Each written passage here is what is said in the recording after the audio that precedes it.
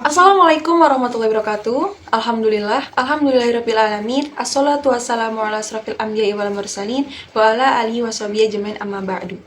Yang pertama-tama, mari kita panjatkan puja serta puji syukur kita kehadirat Allah Subhanahu wa taala karena telah memberikan kita nikmat iman, nikmat Islam serta sehat kepada kita semua.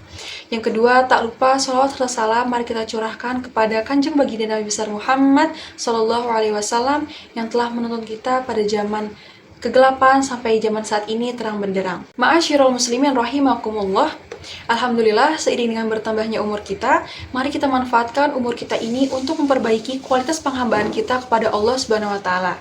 Kita tingkatkan prestasi ibadah kita perbaiki kualitas ibadah kita, dan semaksimal mungkin kita berusaha agar seluruh ibadah yang kita laksanakan punya dampak atau atsor terhadap perbaikan akhlak kita, baik akhlak kepada Allah dan akhlak kita kepada sama manusia.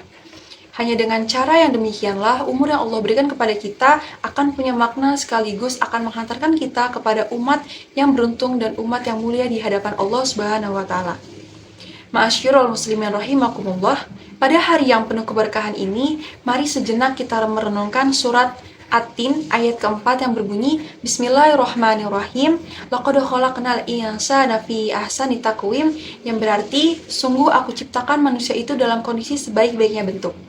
Ayat tersebut memberikan gambaran akan kelebihan dan keistimewaan yang diberikan Allah Subhanahu wa taala kepada kita sebagai manusia, yaitu sebagai makhluk yang paling sempurna bentuknya.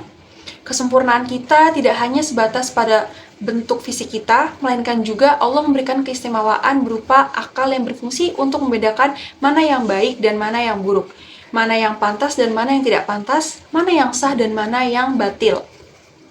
Berkaitan dengan hal ini, Imam Al-Ghazali mengategorikan makhluk Allah itu ada 4 macam. Yang pertama, makhluk yang hanya mendapatkan karunia akal saja, tidak dikaruniai nafsu, itulah para malaikat. Yang kedua, makhluk yang mendapat karunia nafsu saja, tetapi tidak dikaruniai akal, itulah hewan. Yang ketiga, makhluk yang tidak dikaruniai akal dan tidak dikaruniai nafsu, itulah kayu, batu, dan benda-benda mati lainnya. Nah, yang keempat, makhluk yang mendapat karunia akal, tetapi juga dikaruniai nafsu, itulah kita, manusia.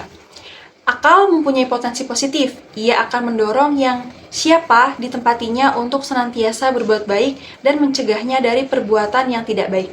Sementara nafsu punya potensi buruk.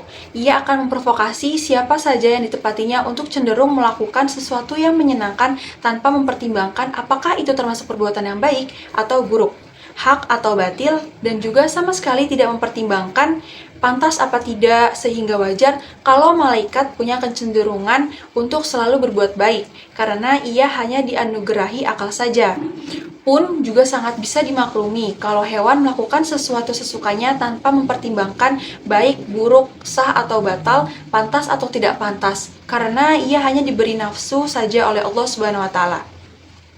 Dengan demikian, kita berbeda dengan malaikat yang hanya dikaruniai akal, berbeda dengan hewan yang hanya dikaruniai nafsu saja.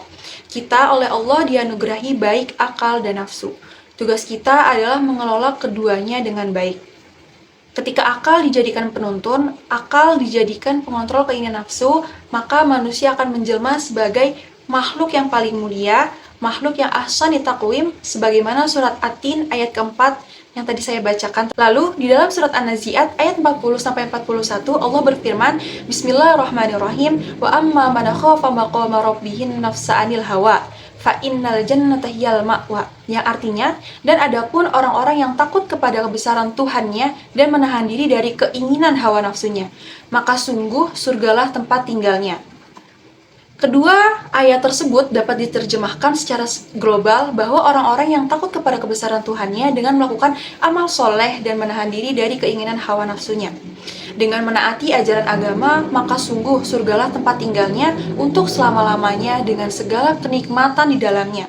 Itulah anugerah agung Tuhan yang Maha Pemurah. Sebaliknya, jika nafsu yang memegang kendali, akal tunduk dengan nafsu, maka yang terjadi adalah manusia lebih jahat, lebih ganas, dan lebih buas daripada binatang buas sekalipun.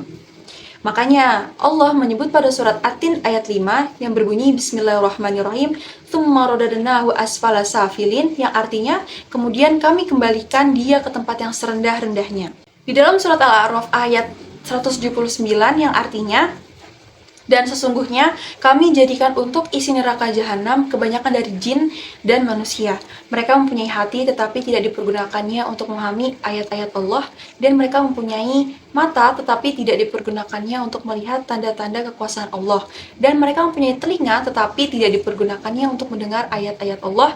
Mereka itu sebagai binatang ternak, bahkan mereka lebih sesat lagi. Mereka itulah orang-orang yang lalai. Ma'asyiral muslimin rahimakumullah, mari kita senantiasa berusaha, berjuang agar kita bisa mengendalikan hawa nafsu kita, tidak membiarkan diri kita menuruti kata dan keinginan nafsu yang cenderung ingin berbuat yang tidak baik, senang berbuat dosa atau maksiat. Semoga Allah melindungi dan memberkati kita menjadi orang-orang yang ahsani takwim, orang yang mulia di hadapan Allah Subhanahu wa taala. Amin ya rabbal alamin. Mungkin cukup sekian. Kurang lebihnya saya ucapkan mohon maaf yang sebesar-besarnya. Maha benar Allah dengan segala firman-Nya. Assalamualaikum warahmatullahi wabarakatuh. Terima kasih.